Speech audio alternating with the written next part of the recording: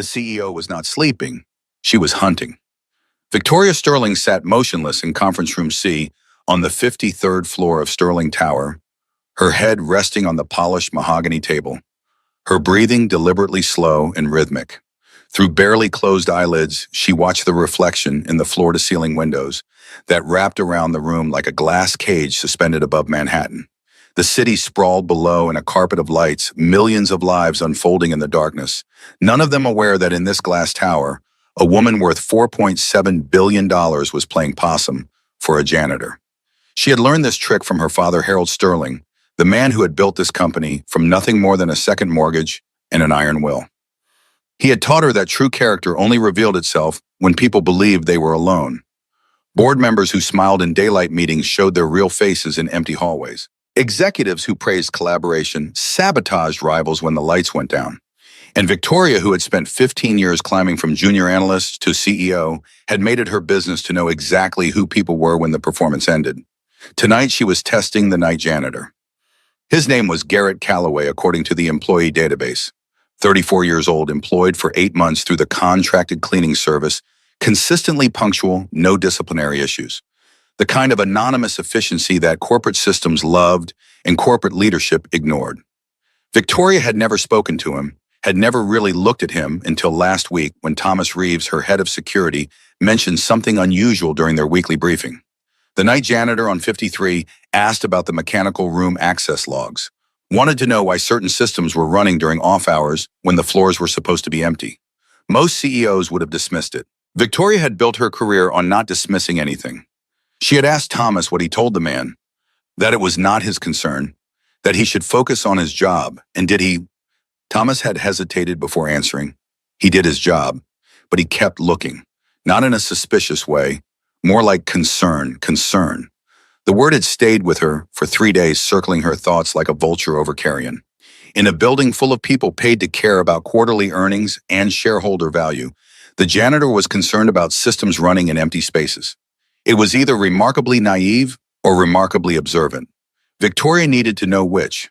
So tonight she had stayed late, dismissed her assistant, turned off most of the lights, positioned herself in the conference room with the glass walls where anyone passing by could see her, and she had waited. The soft squeak of cartwheels announced his arrival at exactly 2:47 in the morning. On schedule. Predictable. Victoria controlled her breathing, kept her face relaxed, her body still. Through the reflection, she watched him approach. Garrett Calloway moved with the economical grace of someone who had learned to navigate spaces without disturbing them. He was tall, perhaps 6 feet, lean in a way that suggested hard labor rather than gym memberships. His hair was dark brown, slightly disheveled in need of a trim. His hands, even from this distance, looked weathered and calloused, the hands of a man who had spent years working with tools and timber and machinery. His uniform was clean but worn, the Sterling Industries logo fading on the chest pocket like a memory losing its grip. He pushed his cart with one hand, the other holding a spray bottle with the casual competence of long practice. He paused outside the conference room, noticing her through the glass wall. Victoria watched his reflection as he stood there perfectly still, deciding what to do. The easy choice would be to move on, come back later when the room was empty. That was what most people would do. Avoid the complication of a sleeping executive. Pretend you never saw anything. Clock your hours and go home. Instead, he carefully opened the door. The quiet click of the latch seemed loud in the silence. Garrett entered slowly, his movements even more careful now, clearly trying not to wake her. Victoria maintained her facade of sleep, tracking his approach through the window's reflection and the subtle awareness of his presence in the room. He did not start cleaning immediately. She heard him set down the spray bottle, heard the soft rustle of fabric. Then she felt it, the weight of something being draped gently across her shoulders. A jacket, his jacket, worn denim still warm from his body, smelling faintly of laundry detergent and honest work, and something else she could not quite identify. Care, perhaps. The scent of someone who still believed in small kindnesses. What happened next would stay with Victoria for the rest of her life. His voice came barely above a whisper, so quiet she almost missed it. Words meant for no one in this room. Words meant for a ghost. I am sorry I could not keep you warm, but I can keep her warm, I promise. No one should be alone in the cold. Not again. Never again. The words hit her like a physical blow. There was something in his tone that went beyond sadness, beyond grief. It was a vow carved into bone, a promise that had become the architecture of his entire existence. He was not talking to her. He was talking to someone who was not there anymore, someone he had failed to protect. Victoria's carefully maintained composure nearly cracked. She wanted to open her eyes, wanted to demand an explanation, wanted to understand what tragedy had carved that kind of promise into a man's soul. But she held still, barely breathing, as Garrett moved away. She heard him cleaning, the soft spray of solution, the gentle wipe of cloth on glass, the careful attention to detail that suggested he took pride in work that most people considered beneath notice. He worked around her without making a sound, treating her presence with a respect that felt almost protective, like she was something fragile, like she mattered. 15 minutes later, he was gone. The conference room gleamed, the jacket remained on her shoulders. Victoria sat up slowly, her heart beating harder than it had during any hostile takeover negotiation. She pulled the jacket closer, feeling the worn fabric, the weight of it, the lingering warmth. In the pocket, she found a small photograph bent at the corners from being carried close to someone's heart for too long. A woman with kind eyes and a little girl with ribbons in her hair. On the back, written in careful print, Emma and Lily Main, 2019. 5 years ago. Victoria stared at the photo, at the woman who was clearly gone, at the child who would be older now, and something shifted in her chest, something uncomfortable and unfamiliar, something that felt dangerously close to recognition. She had built her empire on reading people, on understanding motivation, on knowing exactly what drove human behavior. She understood greed. She understood ambition. She understood fear and pride and the desperate hunger for success. But this quiet vow to a ghost, this promise to protect strangers from a cold, he could not protect someone else from this. She did not understand at all. Victoria stood still, holding the jacket, and walked to the window. Below, the city sprawled in a carpet of lights. Millions of people living millions of stories she would never know. Somewhere down there, Garrett Calloway was probably heading home to his daughter, carrying the weight of a promise that seemed to govern his entire life. And up here in her glass tower, Victoria realized she had just discovered something far more valuable than efficiency ratings or clean floors. She had discovered someone who still believed in promises. The elevator doors opened on the 48th floor, and Garrett pushed his cart into the corridor that connected the main building to the auxiliary systems wing. The fluorescent lights hummed overhead, casting everything in that particular shade of institutional pallor that made 3 in the morning feel like the loneliest hour in the world. Frank Kowalski was waiting at the security desk, a paperback novel open on the counter in front of him, a steaming cup of coffee sending curls of vapor into the recycled air. At 62, Frank had the weathered solidity of a man who had seen enough of the world to know its weight and had decided to carry it anyway. His hair had gone white years ago, his frame still large but beginning to curve under the accumulation of decades. He had been a police officer in Chicago for 20 years before coming to Sterling Tower, and he had been guarding this building for another 20 since. Some nights Garrett thought Frank knew more about what happened in these halls than anyone who actually worked here. Frank looked up as Garrett approached, his eyes crinkling with something that was not quite a smile but lived in the same neighborhood. How was the hunt tonight? Garrett parked his cart and dropped into the chair across from the security desk, a ritual they had developed over 8 months of overlapping shifts. Like every other night, floors get dirty, I clean them, world keeps spinning. Frank closed his book, marking his place with a grocery receipt. You have that look again, the one that says you saw something you were not supposed to see. Garrett accepted the cup of coffee Frank pushed across the counter, wrapping his calloused hands around the warmth. The auxiliary power system on 51. Third night this week, it has been running hot. No one is supposed to be in this building after 10, but something is drawing power up there. Something that does not show up on any work orders I have seen. Frank leaned back in his chair, the springs creaking in protest. You told Reeves about this. Told him 2 weeks ago. He said it was not my concern, said I should focus on my job and stop asking questions above my pay grade. And let me guess, you did not stop asking. Garrett took a long sip of coffee, feeling the heat spread through his chest. 20 years guarding this building, Frank. You ever see systems running in empty spaces like that? Regular as clockwork, same nights every week. Frank was quiet for a moment, his expression shifting into something more serious. In my experience, when something happens on a schedule, someone put it on that schedule. Machines do not decide to work late on their own. The question is whether you want to know who is behind it badly enough to deal with what knowing might cost you. Garrett thought about Lily sleeping in their small apartment in Queens with Maria Santos from next door keeping watch. Thought about the promise he had made 3 years ago in a homeless shelter, standing in front of strangers with nothing left to lose. Thought about Emma alone on that frozen road calling a phone he could not answer. I cannot look away from things that do not add up. Not anymore. Frank nodded slowly, something like respect settling into the lines of his face. I know. It is why I like you, Calloway. Most people learn to ignore what is inconvenient. You never did. Garrett finished his coffee and stood reaching for his cart. My father used to say that the measure of a man was not what he did when people were watching. It was what he did when he thought no one would ever know. Frank picked up his book again, but his eyes stayed on Garrett. Smart man, your father. He was a carpenter, built houses for 40 years, never cheated a customer, never cut a corner, never blamed anyone else when something went wrong. And what happened to him? Lost the business in the recession, lost the house 6 months later, died of a heart attack the year after that trying to pay off debts that were not even his fault. Garrett pushed his cart toward the elevator, then paused, looking back at the old security guard. Frank, you have been in this building longer than almost anyone.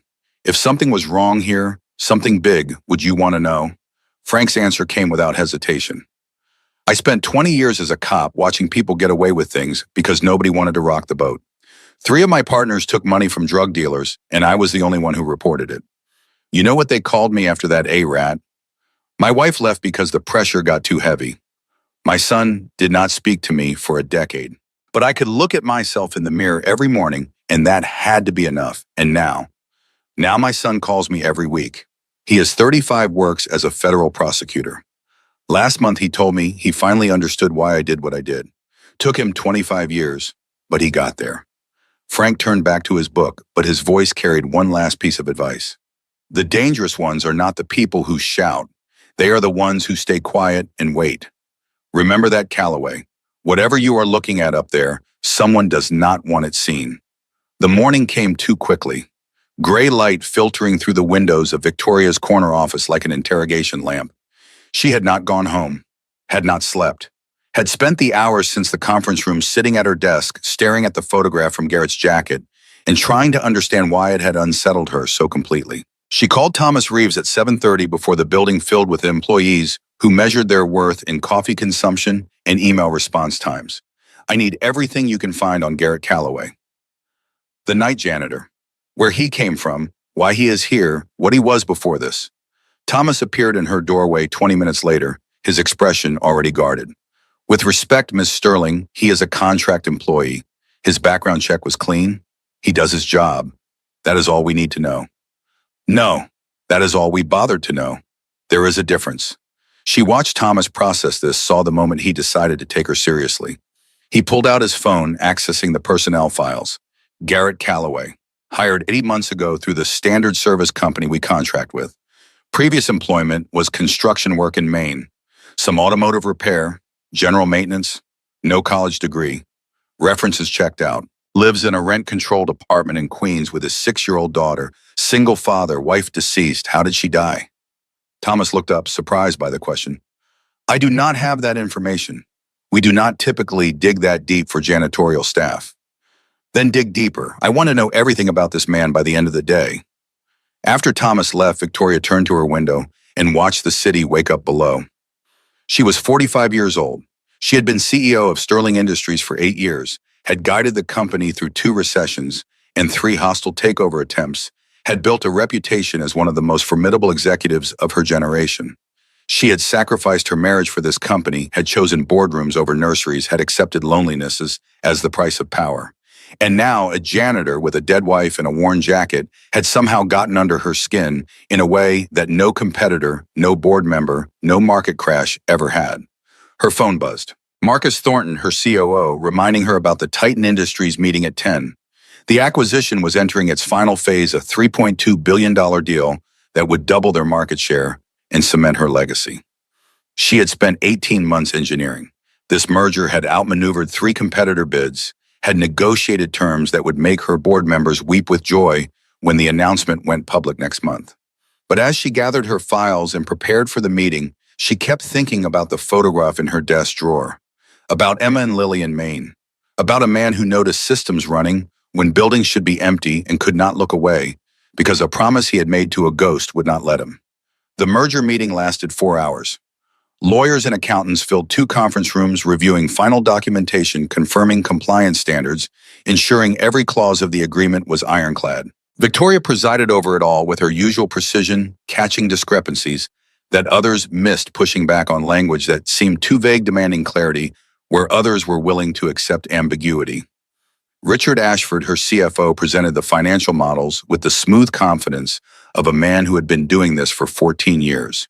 52 years old, silver-haired, impeccably dressed Richard had the kind of patrician charm that made shareholders feel safe and competitors feel nervous. He had helped Sterling Industries survive the 2008 crisis, had restructured their debt portfolio during the pandemic, had been Victoria's most trusted financial advisor since before she became CEO. The numbers look solid. 3 years to full integration, 12% projected return by year 5.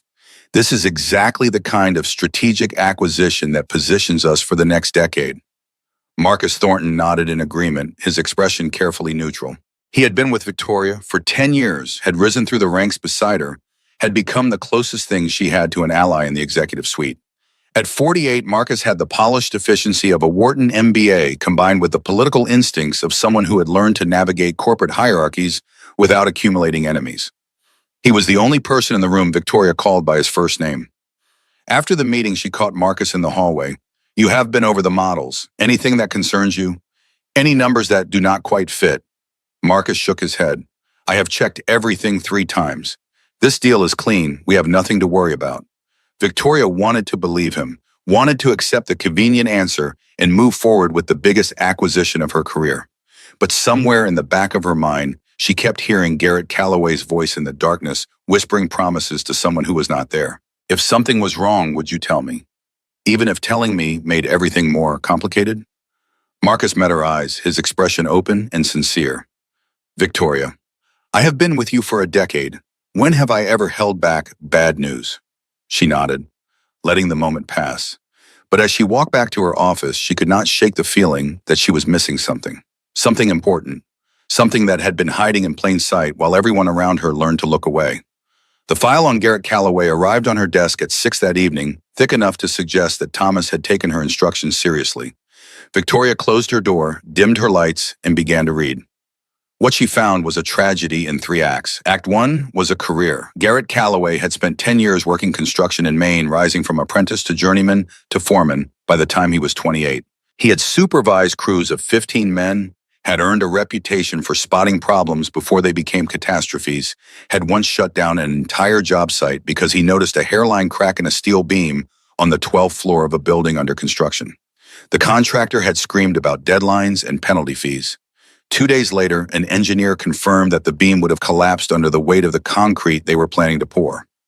Garrett had saved at least 8 lives that day. Act 2 was a fall.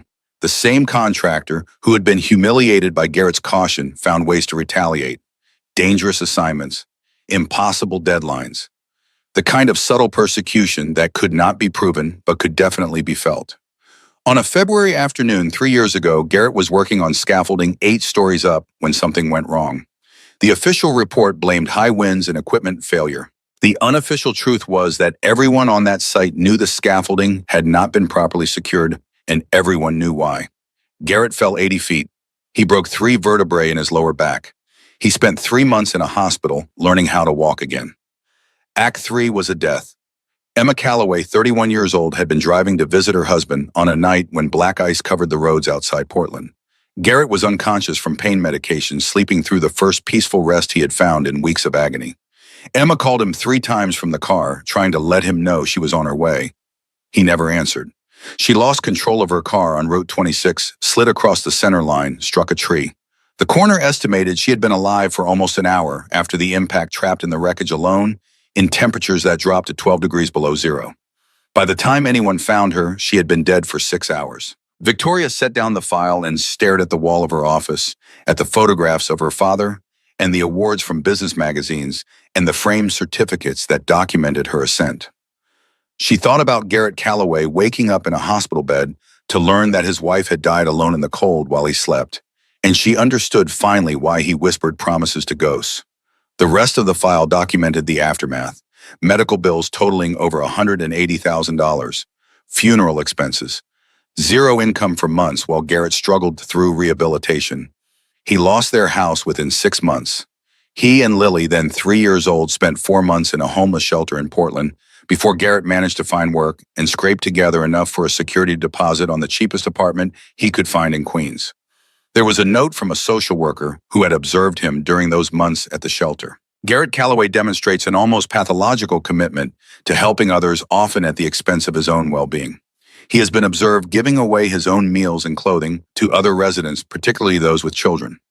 Recommend monitoring for self-destructive tendencies masked as altruism.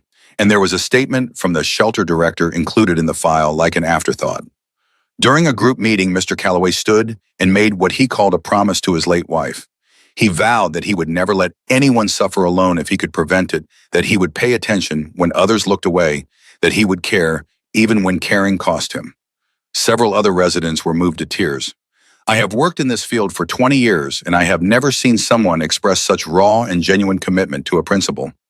Victoria closed the file and sat in the darkness of her office thinking about promises. About the ones she had made and the ones she had broken. About her father who had built this company on integrity and passed it to her with the expectation that she would protect what mattered. About her mother who had died believing Victoria was the only one who would not let the company become something they hated. About all the compromises she had made along the way, all the small surrenders she had justified as necessary, all the times she had chosen convenience over conviction and told herself it was just business. A janitor who gave his jacket to strangers and whispered promises to ghosts had somehow exposed every crack in the armor she had spent 45 years constructing. She reached for her phone and called Thomas Reeves. I need you to pull the power usage reports for the building mechanicals, everything from the past 6 months. Focus on floors 48 through 51. The reports arrived at 7 the next morning, delivered by a bleary-eyed Thomas, who had clearly been up all night compiling data. Victoria spread them across her desk, comparing power usage against occupancy schedules, against work orders, against the building's automated systems. At first, nothing looked unusual. Normal fluctuations, expected variance, the kind of minor discrepancies that existed in any large building. But then she noticed a pattern. Every Tuesday and Thursday night between midnight and 4 in the morning, power usage on floors 48 through 51 spiked by nearly 30%. Not enough to trigger any alarms, not enough to seem suspicious if you were not looking for it, but consistent, regular, deliberate. What is on those floors? Thomas checked his notes. 48 is mostly storage and auxiliary server space. 49 and 50 are being renovated for the post-merger expansion. 51 is mechanical systems and building infrastructure. Who has access after hours during the day? Construction crews working on the renovation. At night, just security and maintenance, and apparently someone else who does not appear on any approved access lists. Victoria stared at the numbers, feeling the first stirrings of something that might have been dread. Schedule an inspection. Tonight, I want to see what is happening in my building when everyone thinks no one is watching. She paused, making a decision that surprised even herself. And I want Garrett Calloway there. He noticed this before anyone else did. I want to know what else he might see. The park in Queens sat at the corner of 43rd Street and 10th Avenue, a small green rectangle surrounded by brick buildings and corner bodegas, and the accumulated history of a neighborhood that had seen better days and worse ones and kept going regardless. Victoria arrived in a taxi at 4 in the afternoon wearing jeans and a simple sweater, carrying none of the armor that protected her in boardrooms and shareholder meetings. She found Garrett sitting on a bench near the climbing structure, watching a small girl navigate the monkey bars, with an intensity that suggested the fate of the world depended on her reaching the other side. Lily Calloway was 7 years old in the photograph Victoria had found in Garrett's jacket, but she was 6 now, which meant the picture had been taken before Emma died. She had her father's dark hair and her mother's determined expression, and she moved through the playground equipment with the careful confidence of a child who had learned early that the world could be trusted only so far. Victoria approached the bench and watched Garrett notice her. Watched the moment of recognition cross his face, followed by the realization that she had never actually been asleep. You were not sleeping. Both nights. I was testing you. Garrett accepted this information without visible reaction, though something shifted in his eyes. Testing me for what? To see who you are when you think no one is watching. To understand what kind of person makes promises like the one you made. He was quiet for a long moment, his gaze returning to Lily as she completed her crossing and jumped down from the monkey bars with a triumphant shout. You went through my jacket, found the picture. Victoria pulled the photograph from her pocket and held it out to him. I needed to understand the things you whispered in that conference room, the promises you were making to someone who was not there. I needed to know who she was and why you are still talking to her 3 years later. Garrett took the photograph, his calloused fingers gentle on the worn edges. Emma wanted me to be better than I was, stronger than I felt. She believed I could be the kind of man who noticed when things were wrong and did something about it. After she died, after everything fell apart, keeping that promise was the only thing I had left. Lily came running over, her face flushed with triumph, her sneakers leaving prints in the dirt. Daddy, I made it all the way across without stopping.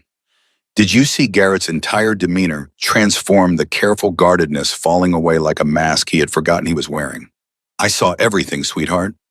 You were amazing. Lily noticed Victoria for the first time, studying her with the frank curiosity of a child who had not yet learned to hide her assessments.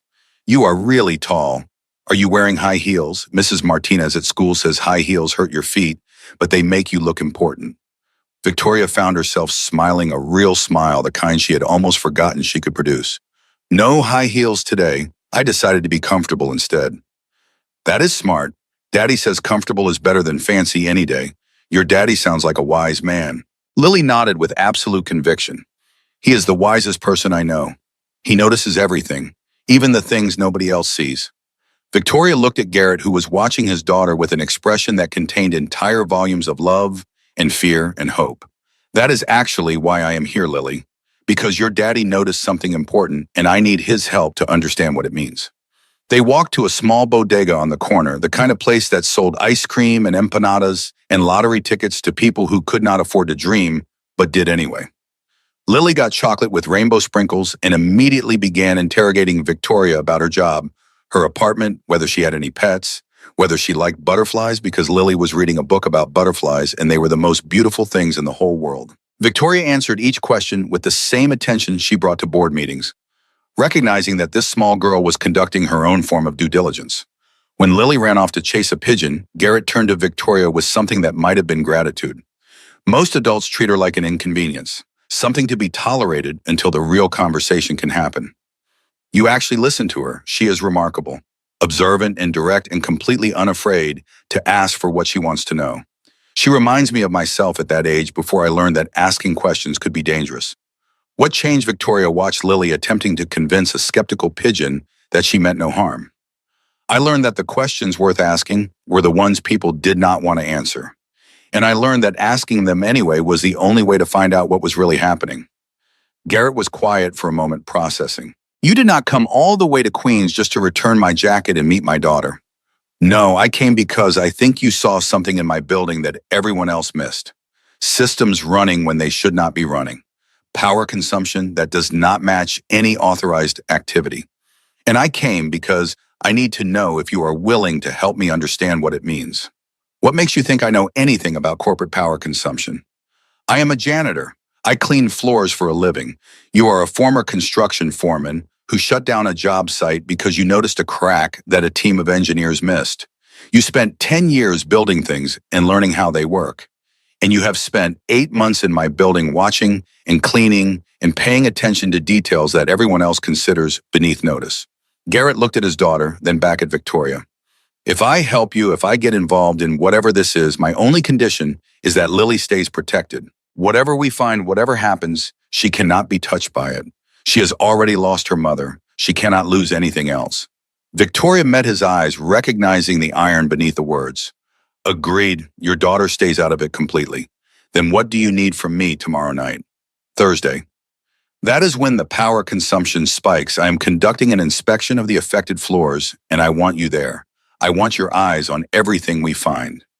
Garrett nodded slowly in some internal calculation reaching its conclusion.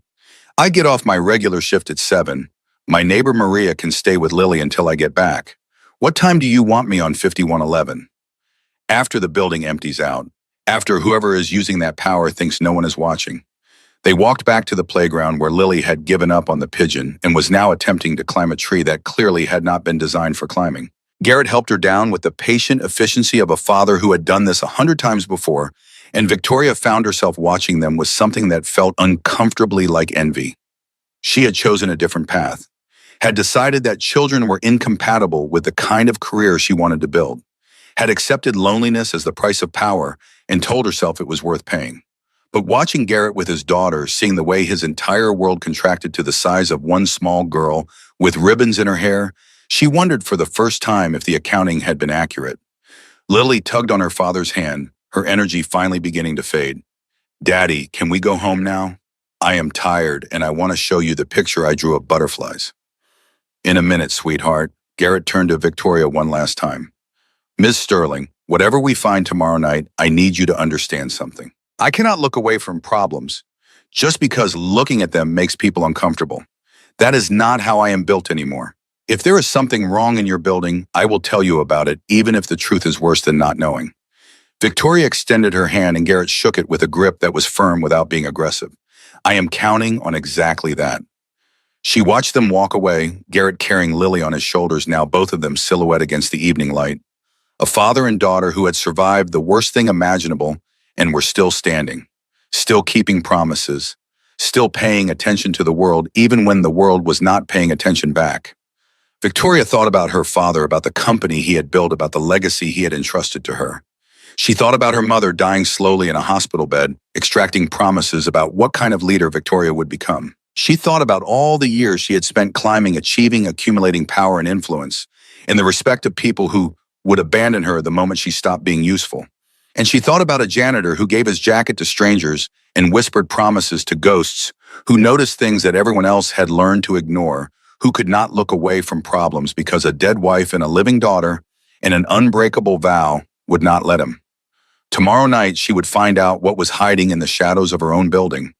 Tomorrow night, she would learn whether the success she had spent her life building was real or just an elaborate performance staged over a foundation of lies. But tonight, walking back through Queens to find a taxi that would return her to Manhattan, Victoria Sterling felt something she had not felt in years. Something that might have been hope. Something that might have been the first stirring of a conscience she had thought she had permanently silenced. She thought about a promise she had made to her father before he died, standing in the same city, looking up at the building that bore their name. She had promised to run the company the way he had built it, with integrity that mattered more than profit, with truth that could not be purchased or buried or explained away. She had been breaking that promise for years, one small compromise at a time. But maybe with the help of a man who still believed in promises, she could start keeping it again. The night was waiting, the truth was hiding somewhere in those dark floors, and Victoria Sterling, CEO of a $4 billion empire, was going to find it with a janitor as her guide. Because sometimes the people who saw the most clearly were the ones who had nothing left to lose. The inspection began at 11 on Thursday night when the Sterling Tower had emptied of everyone except the ghosts that inhabited all buildings after dark. Victoria waited in the corridor on the 48th floor, dressed in clothes that suggested she had no intention of sitting behind a desk. Thomas Reeves stood beside her with two building engineers, their expressions tight with the particular tension of people who sensed they were about to discover something they would rather not know. Garrett arrived exactly on time, still wearing his janitor's uniform, pushing his cleaning cart with the same quiet efficiency he brought to everything. Frank Kowalski had joined them as well, his bulk filling the doorway of the security station, his eyes sharp with the kind of alertness that never fully dimmed, no matter how many years passed. The auxiliary server room on 48 confirmed what the power reports had suggested. Temperature readings showed the equipment running significantly hotter than normal processors engaged in calculations that had nothing to do with backup systems or routine maintenance. One of the engineers crouched beside a server rack, his face illuminated by the blue glow of diagnostic displays. Someone has been running distributed processing through these systems, heavy computational work, the kind you would use for financial modeling or complex simulations. This is not backup activity. This is active work being performed without authorization. Victoria absorbed the information, her mind already racing through possibilities. What kind of financial modeling requires this level of processing power? The engineer shrugged, but the implications hung in the air like smoke. Acquisition analysis, risk assessment, the kind of number crunching you would do if you were trying to manipulate projections on a major deal. They moved to the 49th floor where construction materials and renovation equipment filled the corridors like obstacles in a maze. Victoria had authorized the expansion months ago, preparing office space for the post-merger integration that would follow the Titan acquisition. The work was supposed to be proceeding on schedule, and the regular reports from the construction supervisor suggested nothing unusual. Garrett stopped at a corner near the back of the floor, behind a sheet of plastic marked with demolition warnings. His attention had fixed on something at floor level, a detail so small that no one else had noticed it. This electrical outlet was installed recently. The housing is still white, no dust accumulation, no wear marks, and the wiring runs into the wall rather than out of it. Victoria moved closer, studying the outlet with new eyes. What does that mean? It means someone installed this to power something behind this wall, something that was not part of the original construction plans. Thomas signaled to the engineers, and together they carefully removed the plastic sheeting. Behind it, what should have been an exterior wall waiting for demolition was actually a false partition concealing a hidden space. The room measured perhaps 10 feet by 10 feet, carved out of what had been planned as a storage area.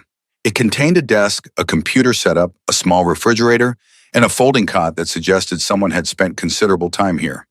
Empty coffee cups and food wrappers littered the surface of the desk. A filing cabinet stood against one wall, its drawers slightly open. Frank let out a low whistle. Someone built themselves a secret office right under everyone's noses. Victoria approached the computer, her hands steady despite the alarm bells ringing in her mind. The screen woke at her touch, revealing files and folders that should never have existed. Financial models for the Titan acquisition, but not the versions she had approved. These projections showed different numbers, optimistic forecasts that painted Titan as far more valuable than any legitimate analysis would support. The filing cabinet contained physical documents that made the betrayal concrete, internal memos marked confidential, strategic plans that had never left the executive suite, communication records with an external company called Vanguard Holdings, their primary competitor, the firm that had tried 3 times to acquire Sterling Industries and failed. Victoria recognized the handwriting on several of the documents, recognized the signature at the bottom of payment authorization forms, recognized the careful, methodical approach to deception that characterized everything Richard Ashford did. Her CFO, the man she had trusted for 14 years, the man who had helped her father build this company and had stayed on to serve the daughter. He had been selling them out to their worst enemy while smiling in board meetings and assuring everyone the numbers were solid. Thomas was already reaching for his phone. "I am calling the authorities. This is evidence of securities fraud, corporate espionage, and probably a dozen other crimes I cannot name off the top of my head." Victoria stopped him with a raised hand. "Not yet. I want to know the full scope of this before we involve anyone outside this room. I want to know how deep the rot goes." She turned to Garrett, who had been examining the room with the same careful attention he brought to everything. "You noticed the outlet. You saw what the rest of us missed. What else do you see?" Garrett moved slowly through the space, his eyes cataloging details that others overlooked. "Whoever used this room spent a lot of time here. The cot has been slept on regularly. The mattress shows wear patterns. The coffee cups are from at least 3 different vendors, which suggests multiple visits over months rather than a single intensive period. And the computer has been accessed on a schedule, probably the same nights the power consumption spiked. Tuesday and Thursday nights." Victoria's voice was flat, the tone of someone processing information that changed everything. "Richard was here every Tuesday and Thursday building his case for betraying the company while the rest of us were home sleeping." Frank stepped forward, his experience as a former police officer evident in the way he approached the evidence. "Ms. Sterling, in my experience, operations like this rarely involve just one person. Someone had to help him access the building systems without triggering alerts. Someone had to look the other way when questions were asked." Victoria thought about Marcus Thornton, about his assurances that the Titan deal was clean, about his 10 years of loyal service and his careful avoidance of anything that might rock the boat. She did not want to believe it, but the evidence in this room suggested that wanting and reality were very different things. The confrontation with Richard Ashford happened the next morning in Victoria's office, with security personnel stationed outside the door. Richard entered with his usual confidence, his silver hair perfectly styled, his suit impeccable, his expression betraying nothing of the panic that must have been churning beneath the surface. "You wanted to see me urgently. Is there a problem with the Titan closing documents?" Victoria pushed the folder across her desk, the one containing photographs of the hidden office and printouts of the falsified financial models. Explain these. Richard studied the contents with the calm of a man who had anticipated this moment and prepared for it. He took his time reviewing each document as if seeing them for the first time, his expression shifting from curiosity to something that might have been admiration. You found the room. I wondered how long it would take. I must admit I expected it would be Thomas or one of the board members. I never imagined it would be traced back to an electrical outlet noticed by a janitor. So you admit it. You have been working with Vanguard Holdings to sabotage this acquisition. Richard leaned back in his chair, crossing his legs with the casual elegance of a man attending a garden party rather than facing the destruction of his career. Victoria, do you really think a CFO with 14 years of experience would leave evidence this obvious by accident? Do you think I would build a secret office in a building full of security cameras without considering the possibility of discovery? What are you saying I am saying that you have found exactly what someone wanted you to find? The question you should be asking is not whether I am guilty. The question is who benefits from my removal. Victoria felt the ground shifting beneath her, the certainty she had carried into this meeting beginning to crack. You are claiming you were set up. I am claiming that the situation is more complicated than it appears. And I am suggesting that before you destroy my reputation and career based on evidence conveniently discovered by a night janitor, you should ask your COO about a phone call he received at 2 a.m. the night before your inspection. Marcus. What does Marcus have to do with this? Richard stood straightening his jacket with the precision of someone who had long ago learned that appearance mattered more than reality. Ask him about the phone number registered to his wife. Ask him why he assured you the deal was clean when he knew it was not. And ask yourself why the person closest to you for 10 years never mentioned any of this. Security escorted Richard from the building, and Victoria sat alone in her office, staring at the evidence that had seemed so damning an hour ago, and now felt like a puzzle with missing pieces. She pulled the phone records Thomas had compiled as part of his investigation, found the call from Richard's phone at 2 a.m, traced the receiving number. It was registered to Catherine Thornton, Marcus's wife. Marcus arrived at her summons 20 minutes later. His expression concerned his body language, projecting the same supportive competence he had displayed for a decade. I heard Richard was arrested. What is happening? Close the door. He complied, and something in his face shifted almost imperceptibly, a microscopic tell that Victoria had learned to recognize in boardrooms and negotiation sessions. The look of someone who had been caught but had not yet decided whether to admit it. Richard called someone at 2 a.m, the night before we discovered his office. The call went to a phone registered to your wife. Marcus was silent for a long moment, his careful composure beginning to fracture. Victoria, I can explain. Then explain. The confession came slowly dragged out, word by word, like a tumor being excised from healthy tissue. Marcus had known about Richard's activities for 6 months, had been told it was aggressive but legal financial modeling, had convinced himself that everyone in mergers and acquisitions played these kinds of games and that looking too closely would only cause problems. I did not think it was fraud, not at the beginning. Richard said it was optimization, the kind of thing every company does to make deals look better. I told myself I was being a team player. I told myself that asking too many questions would just make me look paranoid. And when you realized it was more than optimization, by then I was already complicit. I had approved reports that I knew were inaccurate. I had told you the deal was clean when I suspected it was not. Richard made it clear that if he went down, he would take me with him.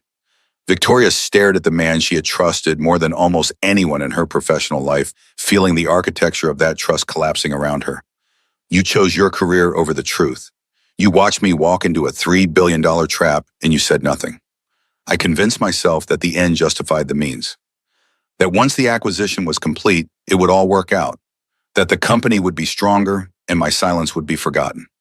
She thought about Garrett Calloway, about his refusal to look away from problems, even when looking caused pain. Thought about the promise he had made to a dead wife and the way that promise had become the foundation of everything he did.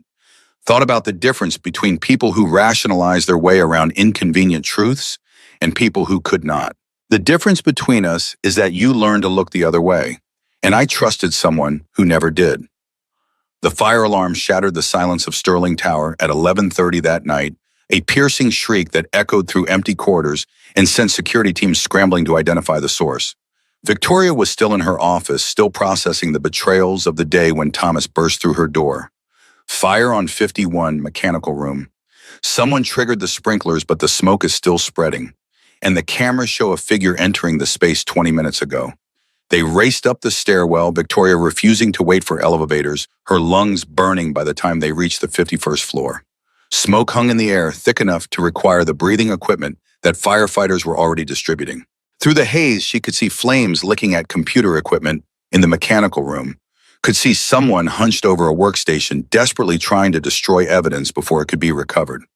Marcus Thornton looked up when the firefighters dragged him away from the burning servers, his face blackened with soot, his eyes wild with a desperation that had stripped away every layer of corporate polish. I told Richard this was a mistake. Burning the evidence only makes it worse. But he is in custody now, and he wanted me to clean up. He wanted me to make sure that if he goes down, everyone goes down together. The fire suppression systems had limited the damage, but the intent was clear. Marcus had been trying to destroy the digital records that connected Richard's fraud to Vanguard Holdings, the proof that the entire Titan acquisition had been engineered to benefit Sterling's competitors at the expense of its shareholders. Victoria watched him being led away in handcuffs, thinking about 10 years of shared lunches and strategy sessions and late nights preparing for board meetings. Thinking about all the moments when Marcus could have spoken up and had chosen silence instead. Thinking about how easy it was to convince yourself that loyalty to your career was the same as loyalty to your conscience. The emergency board meeting convened at 6 the following morning. 17 directors assembled around the mahogany table in the main conference room, their faces reflecting varying degrees of shock and anger and calculation. Victoria presented everything: the hidden office, the falsified models, the connection to Vanguard Holdings, the complicity of both her CFO and COO. Walter Pemberton, the 73-year-old chairman who had been friends with Victoria's father, spoke first. "You are telling us that two of our most senior executives have been working with our primary competitor to manipulate a $3 billion acquisition.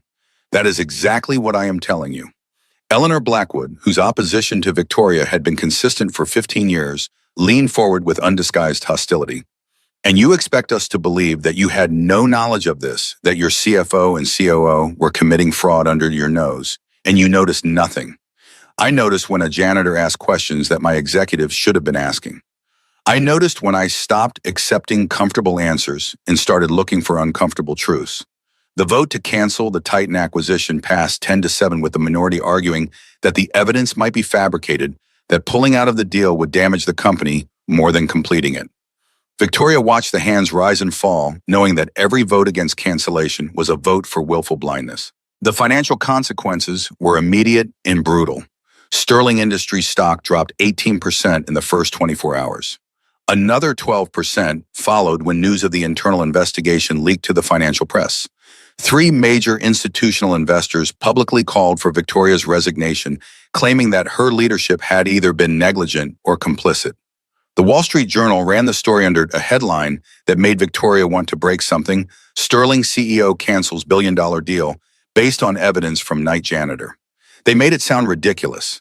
Made it sound like she had lost her mind trusting the observations of a cleaning staff member over the assurances of trained financial professionals. They did not mention that those trained professionals had been lying. Did not mention that the janitor had seen what everyone else had been paid not to see. Did not mention that sometimes the people with the clearest vision were the ones who had nothing to lose by telling the truth. The reporters found Garrett within 48 hours, tracking him to the elementary school where Lily was completing first grade. They surrounded the entrance like predators around a watering hole, shouting questions at a 6-year-old girl who only wanted to show her father the butterfly drawing she had made in art class. "Mr. Calloway, did Sterling Industries pay you for the information you provided? Mr. Calloway, are you concerned about retaliation from the people you exposed? What does your daughter think about her father becoming a corporate whistleblower?" Garrett shielded Lily from the cameras, carrying her to the subway entrance with his body between her and the flashing lights. He did not answer their questions, did not engage with their provocations, did not give them anything except the image of a father protecting his child from people who had forgotten that some things mattered more than headlines. That night in their small apartment in Queens, Lily sat on the couch with tears streaming down her face, asking questions that no child should have to ask. "Daddy, why were those people yelling at me? Did I do something wrong?"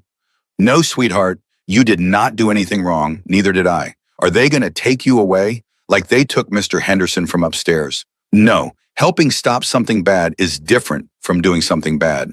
Nobody is going to take me anywhere. Then why are they asking scary questions? Garrett had no answer for that. Had no way to explain that the world sometimes punished people for doing the right thing, that courage came with consequences, that the path of integrity was rarely the path of ease. He held his daughter until she fell asleep, and then he sat in the darkness of their living room and wondered if the promise he had made to Emma was worth the price Lily might have to pay. Frank Kowalski called at midnight, his voice carrying the weight of someone who had traveled this road before. I heard about the reporters. How are you holding up? Lily is scared. She does not understand why doing the right thing brought scary people to her school. She will understand someday. It took my son 10 years, but he got there eventually. I do not have 10 years, Frank. She is 6. She needs stability and safety and a father who does not bring chaos into her life. The old security guard was quiet for a moment, and when he spoke again, his voice carried the hard-won wisdom of a man who had sacrificed everything for principle and lived to see the other side. When I reported those cops in Chicago, I thought I was destroying my family. My wife left. My son stopped talking to me. I spent years wondering if the truth was worth the cost. But here is what I learned. Children do not need fathers who are safe. They need fathers they can respect. And they cannot respect a man who sees wrong and stays silent just because speaking up is inconvenient. What if she never forgives me? What if the price of doing right is losing the only person I have left? Then you teach her now. You show her that being a man means standing straight even when the whole world wants you to bend. You give her something to believe in besides comfort and security. Because comfort and security can be taken away in an instant. Character is the only thing that lasts. The news about Richard Ashford came 3 days later, delivered by a federal prosecutor who seemed almost apologetic about having to share it. Richard had been found dead in his cell at the detention center, hanged with a bedsheet in the early hours of the morning. The medical examiner ruled it a suicide. He left a letter addressed to Victoria, passed through official channels, and examined for evidence before being delivered to her office in a sealed envelope. Victoria, the letter began written in Richard's precise, elegant script. You believe you have found the truth. You have found only the surface. Ask about the night 15 years ago. Ask why your father chose you instead of the person who deserved it. Ask Eleanor Blackwood what she really thinks about the daughter of Harold Sterling. Not everyone is bought with money. Some people are bought with pain. The words landed like stones in deep water, sending ripples through everything Victoria thought she understood. 15 years ago was the year her father had named her as his successor, bypassing 3 other candidates, including Eleanor Blackwood herself. 15 years ago was the year her mother had died, extracting promises on her deathbed about what kind of leader Victoria would become. She pulled old personnel files, reconstructed the timeline of her own ascent, tried to understand what Richard was implying from beyond the grave. The connection to Eleanor was obvious enough. The woman had been passed over for the CEO position and had never forgiven either Harold Sterling or his daughter.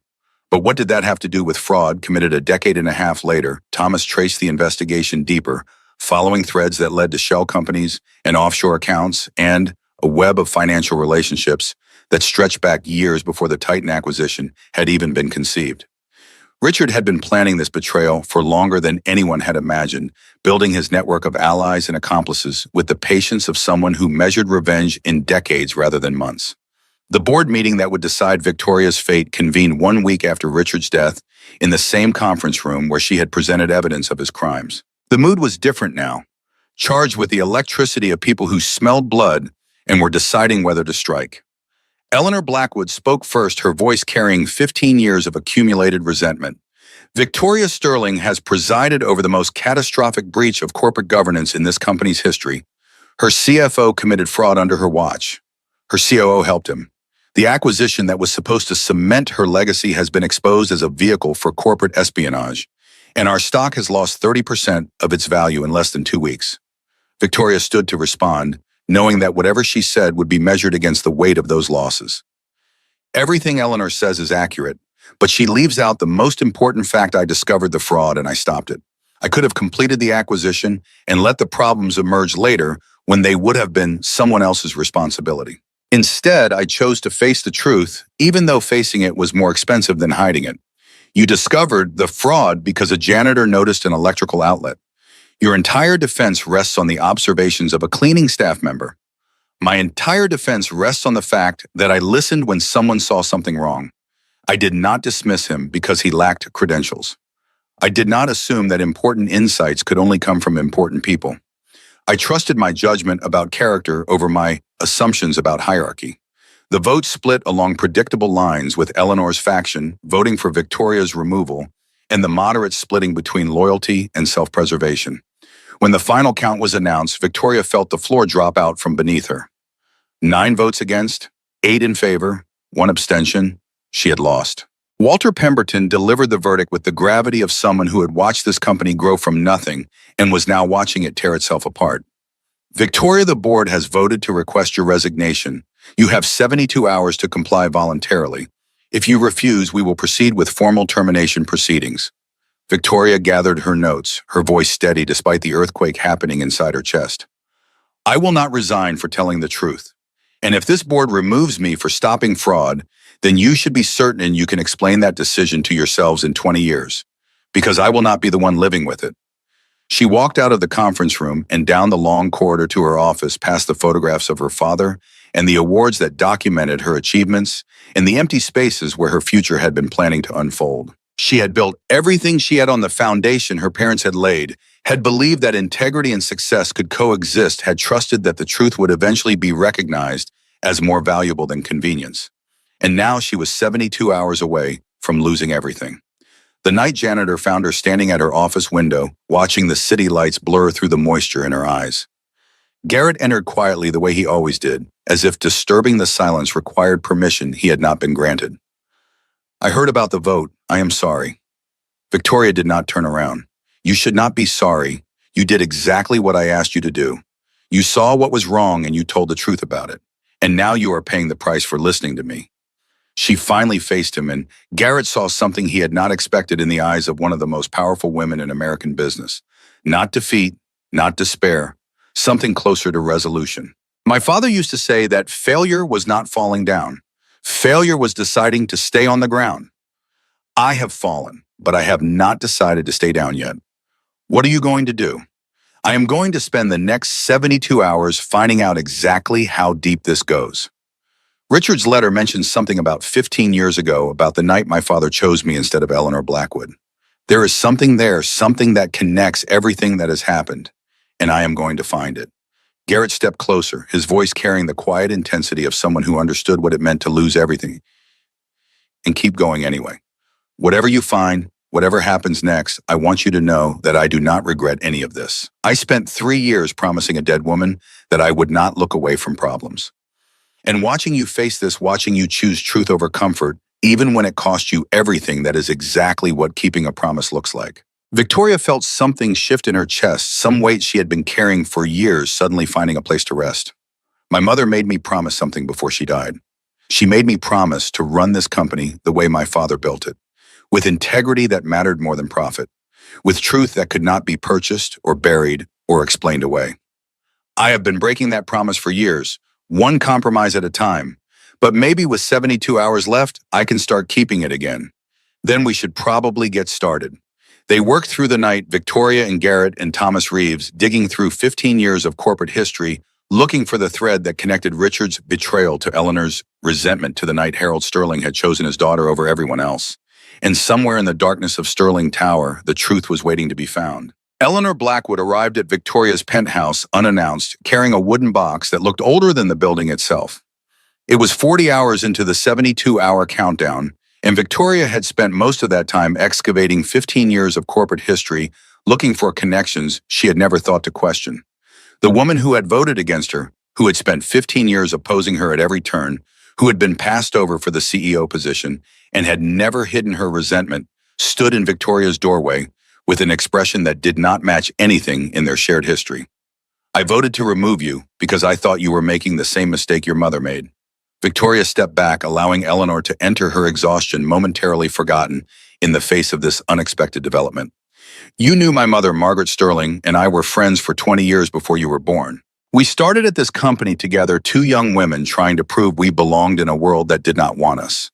She was the smartest person I ever met, and the most stubborn and the only one who ever understood what it cost to be a woman in this industry.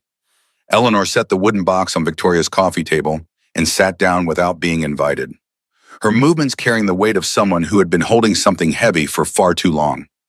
15 years ago, your mother was dying. Cancer had spread too far to stop, and she knew she only had weeks left. She called me to her hospital bed and asked me to promise her something.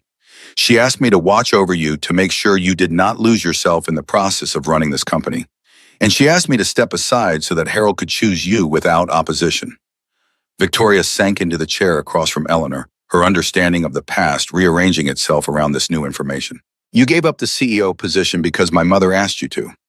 I gave it up because Margaret convinced me that you were the only one who would keep this company from becoming everything we hated.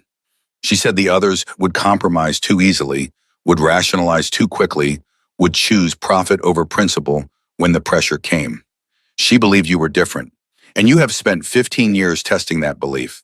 Every vote against me, every challenge in board meetings, every public criticism. Eleanor's expression shifted, something almost like respect emerging from the lines of her face. I needed to know if Margaret was right about you, if you would bend under pressure or hold your ground. For 15 years, I watched you make compromises. I did not like decisions. I questioned choices that seemed to prioritize expediency over integrity. And I wondered if Margaret had been wrong. What changed Richard Ashford's death? The letter he left you. And the fact that when everything fell apart, you did not try to cover it up or explain it away. You stood in front of the board and took responsibility for what happened under your watch, even though you were the one who stopped it. Eleanor opened the wooden box, revealing a stack of letters bound with faded ribbon handwriting that Victoria recognized from birthday cards and hospital notes, and the last message her mother had ever written. Margaret sent me letters throughout her illness. She wrote about you constantly, about her fears for your future and her hopes for what you might become. And she wrote one letter that she asked me to give you only if I ever became certain that you were the person she believed you could be. Victoria's hands trembled as she accepted the envelope. Eleanor held out her mother's handwriting, spelling her name in ink that had faded over 15 years of waiting. The letter inside was short, the words of a dying woman who had limited time and unlimited things to say. My dearest Victoria, if you are reading this, then Eleanor believes you have become the leader I always knew you could be. That means you have faced something terrible and chosen truth over safety, principle over convenience, integrity over comfort. I want you to know that I chose you not because you were my daughter, but because you were the only one who would not bend.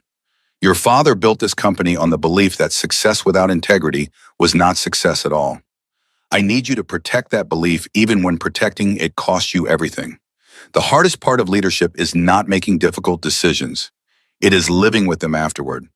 I know you will face moments when the right choice seems impossible, when the price of truth seems too high to pay. In those moments, remember that I believed in you. Remember that some things matter more than winning. I love you. I have always loved you, and I am proud of whoever you have become.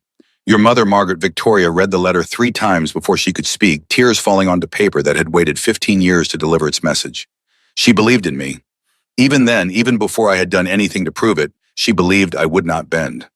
Eleanor's voice carried the echo of decades spent watching and waiting. I did not vote to remove you because I thought you had failed. I voted to see what you would do when everything was taken away. Whether you would fight or fold. Whether you would cling to the position or stand for the principle. I needed to know if you were really Margaret's daughter. And now I have 3 votes I can change. 3 board members who followed my lead because they trust my judgment. If you can show me that you have a plan to move forward, a way to rebuild what has been damaged, I will bring them to your side. Victoria thought about Garrett Calloway, about his proposal for a system that would democratize oversight, about his insistence that he did not want to become a corporate executive because becoming one would require him to stop being the person who noticed what others missed. I have someone I want you to meet. The meeting happened the next morning in a borrowed conference room in Midtown that had no connection to Sterling Industries or its compromised security systems. Eleanor arrived first, her skepticism evident in every line of her body. Garrett came directly from his night shift, still wearing his uniform, carrying himself with the same quiet dignity that had characterized every interaction Victoria had witnessed. Eleanor studied him for a long moment before speaking. You are the janitor who noticed the electrical outlet. I am the person who could not look away from something that did not add up. The janitor part is just how I pay my rent. Victoria explained the situation quickly. The board vote, the 72-hour deadline, the need to demonstrate a path forward that would convince skeptical directors that keeping her was better than removing her.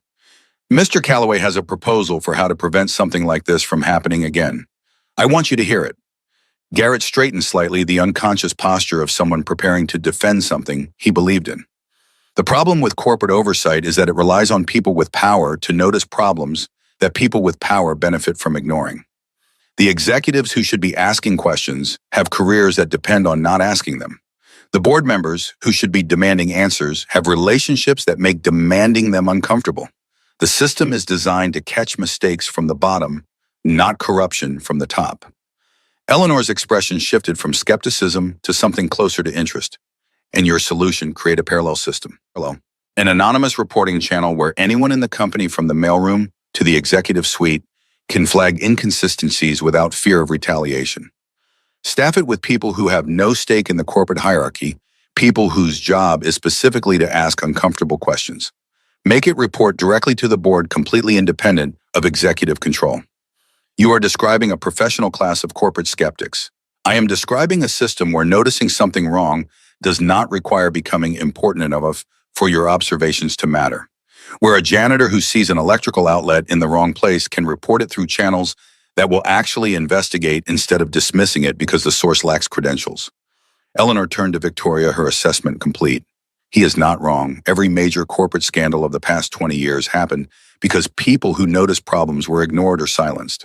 Creating a formal mechanism for that kind of observation could have prevented most of them. That is exactly what I intend to propose to the board, not just as damage control, but as genuine reform, a way to ensure that what happened with Richard and Marcus cannot happen again. And what role would Mr. Calloway play in this system? Garrett answered before Victoria could. I do not want a title or an office or a seat at the executive table. I want to keep doing what I have been doing, noticing things that do not add up and telling someone who will listen. If you create this system, you can hire people with degrees and credentials to run it. My contribution was pointing out that it needed to exist. Eleanor studied him for another long moment, her expression unreadable. Your mother would have liked him, Victoria. He reminds me of her. Stubborn about principle, unimpressed by hierarchy, willing to sacrifice advancement for integrity. Then you will support me at the board meeting. I will do more than support you. I will make certain you win. The final board meeting convened with 20 hours remaining on Victoria's deadline. 17 directors took their seats around the mahogany table, most of them expecting to witness the formal end of the Sterling family's control over the company Harold had built from nothing. Victoria stood alone at the head of the table, no legal team behind her, no executive allies at her side. The evidence she had compiled over the past 70 hours was arranged in folders, at each seat documentation that told a story far more complex than the one the board had been prepared to hear. She began with the numbers, the language they all understood best. Financial analysis showing that the Titan acquisition, had it been completed, would have cost the company an estimated $1.8 billion when the fraud was eventually discovered. Projections demonstrating that the decision to cancel, while painful in the short term, had protected shareholders from catastrophic losses that would have dwarfed the current stock decline. The damage we have suffered is approximately $500 million in market value. The damage we avoided is more than 3 times that amount. I did not destroy this company by canceling the acquisition. I saved it. Eleanor Blackwood spoke next, her voice carrying the authority of someone who had been in this room longer than most of the current directors had been in business. I have opposed Victoria Sterling on many occasions over the past 15 years. I have questioned her judgment, challenged her decisions, and voted against her initiatives when I believed she was wrong. But I have never questioned her integrity. And the evidence presented here demonstrates that her integrity is exactly what protected this company from disaster. 2 other directors, longtime allies of Eleanor, who had followed her lead in the original vote, announced their changed positions. The mathematics of the room began to shift. Victoria presented the reform proposal next, outlining the anonymous reporting system, the independent oversight mechanism, the structural changes designed to prevent future betrayals from taking root. She described how the idea had originated not with expensive consultants or seasoned executives, but with a night janitor who had refused to accept that noticing problems was above his pay grade. The person who saved this company was not someone with an MBA or a corner office. He was someone who believed that paying attention to details mattered more than respecting hierarchies. The system I am proposing will ensure that the next person who notices something wrong will have a formal channel for their observations instead of having to hope that someone in power will take them seriously. The vote, when it came, split the room down the middle. One by one, directors announced their positions, the count seesawing between victory and defeat. Walter Pemberton called for the final tally with the gravity of someone who understood that this moment would define the company's future. 9 votes to retain Victoria Sterling as CEO.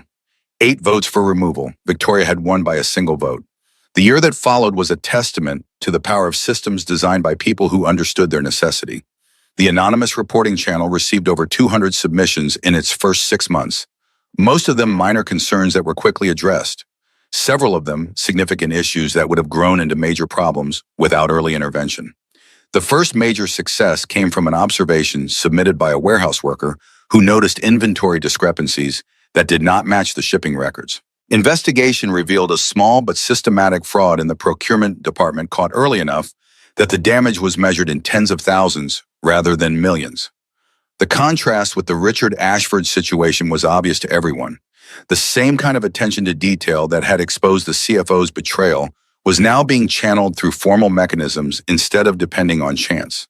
Garrett Calloway accepted a position as Special Advisor for Operational Oversight, a title that sounded important, but came with no office, no direct reports, and no requirement to attend meetings in suits. His job was to continue doing what he had always done, walking the building at night, noticing things that others missed, reporting his observations through the same channels available to any other employee. The difference was that now those observations went somewhere instead of being dismissed as not his concern. He kept his night janitor position as well, refusing offers to move to day shifts or supervisory roles. The nights were when the building revealed its true self, when systems operated without performance and people moved without audiences. If he wanted to understand what was really happening in Sterling Tower, he needed to be there when no one thought anyone was watching. The stock recovered, gradually climbing back toward pre-crisis levels as investors recognized that the company's response to fraud had been exactly what responsible governance should look like. Business publications that had mocked Victoria for trusting a janitor's observations began running features on the innovative oversight system she had implemented, crediting her vision for corporate reform that other companies were beginning to emulate. Frank Kowalski retired at the end of the year, his last shift ending with a small ceremony in the security office where he had spent 2 decades watching over the building and the people inside it. Garrett was there along with Victoria and Thomas Reeves and a handful of other employees who had come to understand what the old security guard represented. Frank's final words to Garrett carried the weight of a torch being passed. "I spent my whole career watching people get away with things because nobody wanted to make trouble. You proved that making trouble is sometimes the only way to make things right. Keep doing what you are doing, Calloway. This building needs people who cannot look away." The connection between Victoria and Garrett evolved slowly, the way trust always does when it is built on something more substantial than convenience. They spoke regularly, professional conversations about building operations and system improvements, but also something deeper, conversations about choices and consequences and the price of living according to principle. Victoria found herself sleeping better, the insomnia that had plagued her for 5 years finally beginning to release its grip. She did not know if it was the resolution of the crisis or something else, something connected to knowing that there was someone in her orbit who understood what it meant to choose truth over comfort. On a Friday evening in late autumn, Garrett stopped by her office after completing his rounds. The building was quiet, most employees having left hours ago, the kind of silence that invited honesty. The auxiliary system on 32 is running outside normal parameters. Probably just a sensor malfunction, but I wanted you to know. Victoria smiled, a genuine expression that would have surprised anyone who had known her a year ago. "I will have engineering check it first thing tomorrow." Garrett nodded but did not leave something unspoken hanging in the air between them. "Lily asked about you. She wanted to know why you stopped coming to the park." I did not want to intrude. "You and Lily have your own life. I did not think it was appropriate for me to insert myself into it. Victoria, you spent a year fighting to save a company because you believed in integrity.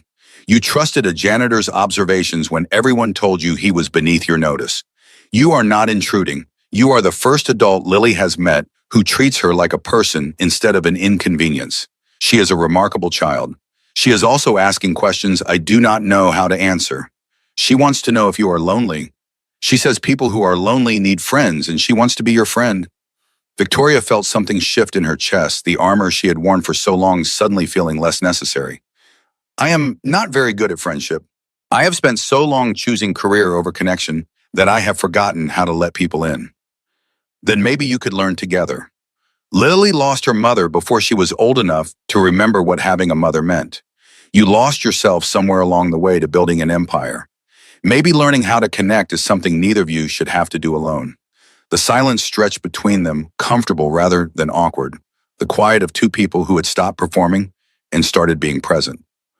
What would that look like, learning together? It would look like Sunday lunch at our apartment. Lily is practicing making sandwiches. Her technique is improving, though I cannot promise the results will be edible. She wants an important guest to try them. Victoria laughed a sound she barely recognized as coming from herself. 1 o'clock, 1 o'clock. Bring patience and possibly antacids. The following Sunday, Victoria stood outside a modest apartment building in Queens, holding a bottle of wine that cost more than a month of Garrett's rent, and feeling more nervous than she had before any board meeting or shareholder presentation. Lily answered the door, her face lighting up with the unfiltered joy that only children can produce. Ms. Sterling, you came. I told Daddy you would come. Come see what I made for you. The apartment was small but immaculate, every surface reflecting the care of someone who took pride in maintaining what he had. Photographs of Emma occupied a place of honor on a bookshelf, a reminder of the woman whose absence had shaped everything that followed. But next to those photographs, Victoria noticed something new. A picture from the park, Garrett and Lily and Victoria herself, all three of them, laughing at something she could not remember. Lily led her to the kitchen where a construction paper card waited on the counter, elaborate crayon drawings covering both sides. I made this for you. Daddy helped with the words, but I did all the pictures myself. Victoria opened the card and found herself looking at a crayon rendering of Sterling Tower Hall and bright windows glowing like stars. At the base of the building stood two figures, one in a business suit, one holding a mop. Above them, in careful letters that Lily had clearly practiced many times, were words that made Victoria's throat tighten. Two people who keep promises. Lily explained the drawing with the earnest seriousness of a child sharing something important. Daddy says you and him work together to keep the building safe. Like heroes in my books, but without dragons. Just grown-ups who do bad things. Victoria knelt to meet Lily at eye level, holding the card like it was made of precious metal rather than paper and crayon. This is the most beautiful thing anyone has ever given me. Daddy says you did not have anyone to make you pictures before. So I decided I would make you one. Because everyone needs someone to see them. Garrett appeared in the kitchen doorway, watching the exchange with an expression that Victoria had never seen on his face before. Something soft, something hopeful. Lily has been planning in that card for 2 weeks. She wanted it to be perfect. It is perfect. Absolutely perfect. They ate lunch together, sandwiches that were enthusiastically made, if imperfectly constructed conversation that ranged from butterflies to business ethics to the best flavor of ice cream. Victoria found herself laughing more than she had in years, found herself relaxing in a way that boardrooms and executive suites had never permitted. After lunch, Lily insisted on showing Victoria her butterfly book, and the three of them sat on the small couch, Lily in the middle, turning pages and explaining each species with the authority of a 6-year-old expert. When it was time to leave, Lily hugged Victoria with the fierce intensity of a child who had decided something important. You are going to come back, right? Daddy says you are very busy, but I think you should come back. Victoria looked at Garrett over his daughter's head, seeing her own uncertainty reflected in his eyes. I would like that very much. If it is okay with your daddy. Garrett nodded, something unspoken passing between them. It is more than okay. That night, Victoria stood at the window of her penthouse, looking out at the city she had conquered and the building that bore her family's name. On the wall behind her, newly framed, hung Lily's card positioned next to the photograph of her father that had occupied that space alone for 15 years. Her phone buzzed. Garrett, Lily wanted me to tell you that today was the best Sunday she can remember. She asked if you could come back next week. Victoria smiled at her reflection in the glass, at the woman who had spent 45 years building walls and was finally learning to let someone through. Tell her I will be there. Same time. And tell her I am bringing ingredients for cookies. Her sandwiches were perfect, but I think we should expand her culinary repertoire. She is going to be thrilled. Fair warning, she will probably insist on teaching you rather than the other way around. I am counting on it. Victoria ended the call and stood in the silence of her expensive empty apartment, thinking about everything she had gained and lost and found again over the past year. She thought about her mother's letter about the belief that had waited 15 years to be delivered. She thought about her father's legacy about the company built on integrity that she had almost lost and had fought to save. She thought about promises made to ghosts and promises made to the living about the difference between people who bent under pressure and people who stood straight even when the whole world wanted them to fold. And she thought about a janitor who had given his jacket to a stranger on a cold night, who had whispered vows to a dead wife and kept them for a living daughter who had noticed an electrical outlet that everyone else had overlooked and had refused to accept that it was not his concern. Some promises were made in boardrooms and contracts written in legal language and enforced by courts. But the promises that mattered most were the ones made in the dark when no one was watching, when there was nothing to gain and everything to lose. Victoria had spent her life making the first kind of promise. Garrett had taught her the value of the second. The lights of Sterling Tower glowed through the night, a beacon in the Manhattan skyline guarding a city that never slept. Somewhere inside, a night janitor was walking empty corridors, paying attention to details that others dismissed, keeping a promise that had become the architecture of his soul. And somewhere in Queens, a small girl was sleeping with a butterfly book clutched to her chest, dreaming about the tall woman who had listened to her stories and laughed at her jokes and promised to come back next Sunday. Promises were not made for convenience. They were made for the moments when keeping them cost something real. That was when they mattered. That was when they meant anything at all. Victoria understood that now. Understood it in a way she never had before in all her years of contracts and negotiations and corporate maneuvering. She picked up her phone and sent one last message to Garrett. Thank you for seeing something in me that I had forgotten was there. For teaching me that promises are not just words, for giving me a reason to learn how to keep them. The reply came almost immediately. Emma used to say that we become what we practice. You practiced integrity when it would have been easier to compromise. You practiced truth when lies would have cost less. You practiced caring when indifference was safer. Whatever you have become, you earned it. Victoria read the message twice, then put down her phone and looked out at the city one more time. Tomorrow there would be meetings and decisions and the endless machinery of corporate leadership. But there would also be something else. There would be a system that listened to janitors and warehouse workers and receptionists who noticed things that did not add up. There would be a company that had learned painfully that integrity was worth more than convenience. And there would be a Sunday lunch to look forward to with a 6-year-old chef and her father in a small apartment where the most valuable currency was attention and the greatest gift was presence. Some people built empires out of money and power and the accumulation of things that could be measured and counted. Victoria Sterling had finally learned to build something else, something that could not be valued on a balance sheet or traded on an exchange or lost in a market crash. She had learned to build trust. And trust, it turned out, was the only foundation that could survive any storm. The night stretched on toward morning, and somewhere in the building that bore her name, a man who had lost everything was keeping a promise to a woman who was gone, and in doing so was teaching everyone around him what it meant to be worthy of being believed. That was the lesson. That was the legacy. That was what mattered in the end. Not the victories, not the defeats. Not the money gained or lost or counted, just the promises and the courage to keep them.